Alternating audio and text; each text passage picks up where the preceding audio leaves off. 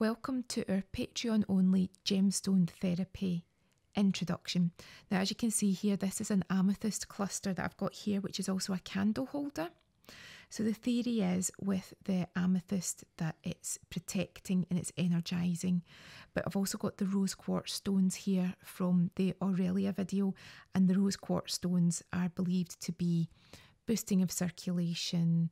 You can use them for a massage. They're very easy to use on the skin because they've been designed for different massage treatments. These ones in particular are for the face. But it was actually very difficult to get anyone to talk to me about it because it's not the most common of treatments in my area.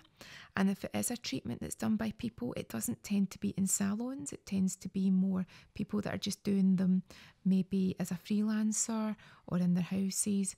But as you can see here, most of your stones, if you're using them for treatments, they go into little pouches.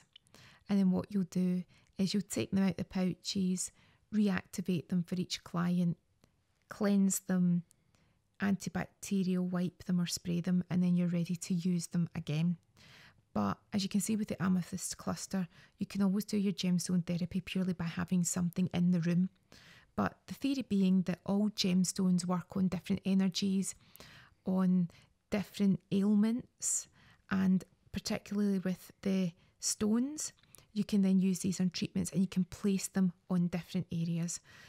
You'll see some videos on YouTube where they place them on an area or they massage with them, and they even have strings of them. And what they'll do is they'll pop them in an area, they'll use them on that zone, and then they'll leave them there. And the theory is, again, that when they leave them there, they're doing their work. The different vibrations will do the different things, but the jury is out. So if you believe in it, then you'll do your treatments with it.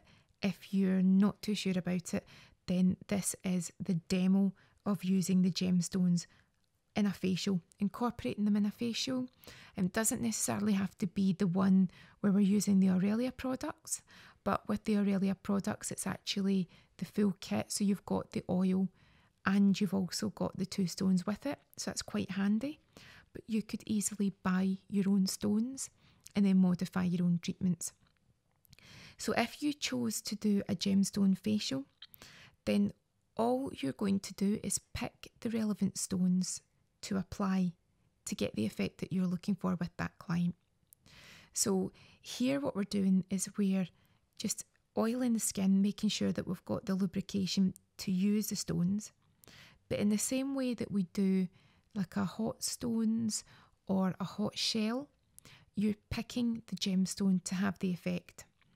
So rose quartz, crystals. Now, some people believe that they protect you against disease. Some people believe that, well, it's basically gemstone therapy.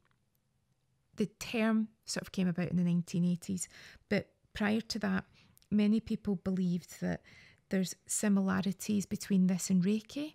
So in the way that you use the energies between you and the client in Reiki to encourage a flow of energy and encourage removal of negative energy, of blockages.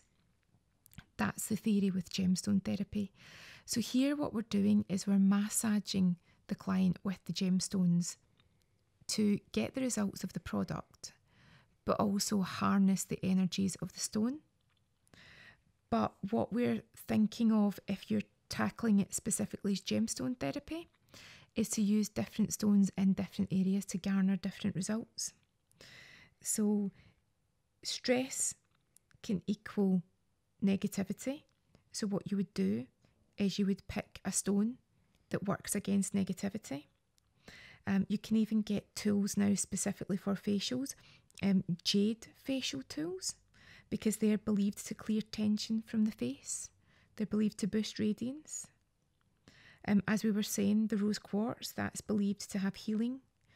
It's supposedly promoting peace, positive energy.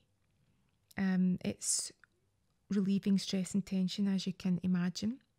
It's also supposed to promote love too. So theory being that if your client is in a very low headspace, low, feeling very unwell, then by selecting that particular stone, you're almost getting the effect by the touch, by the treatment, by the energy, by the stone. There's all these multiple ways that the gemstones will be working with the client in addition to you manually performing the treatment. But then you'll get gemstone therapies where there's no touch at all, and they've got the strings of stones, and they select the strings of stones based on what the client's looking for, and they place the strings of stones in those areas. So you'll see that too. But with any gemstone therapies, they suggest that you approach it in the way that you mentally prepare for a lot of your sort of Reiki style therapies, your Indian heads, and you are protecting yourself from any energies that you do not wish to take on. So not only are you selecting the stones that you want to have a powerful result, but you've got to bear in mind, if you really want to absorb yourself in this particular therapy, that you may not want to take on this style of result too. So again, it's the mentally protecting yourself with the bubble. But even just looking at using the stones here, not only are we performing a treatment, so we've got the facial massage that we're performing just now, and if you want to see this massage again but on the Aurelia video, then we'll also have this on the Patreon page and on the YouTube page. But think about it in the gemstone therapy zone. We're covering the face with the crystals, with the gemstones, and we're promoting that effect through the transference, if you like, of energy.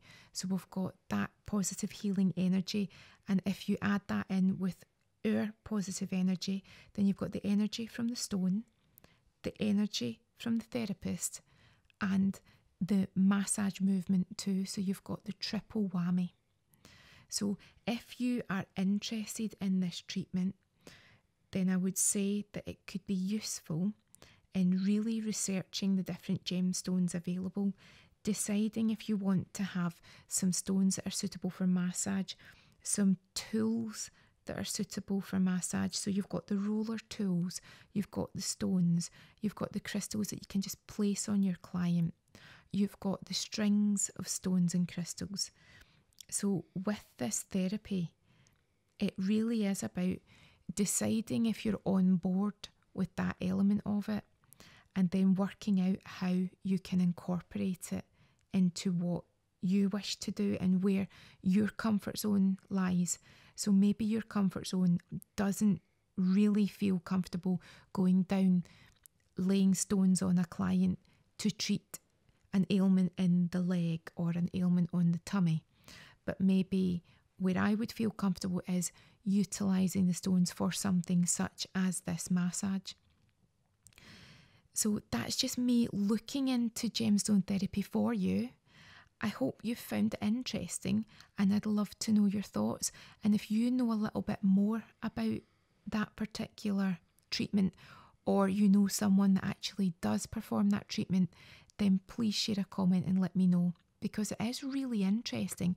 It's just quite hard to get someone who's willing to chat about it. And again, in my local area, it's not a commonly performed treatment in the salons, but I hope you enjoyed that little taster into it.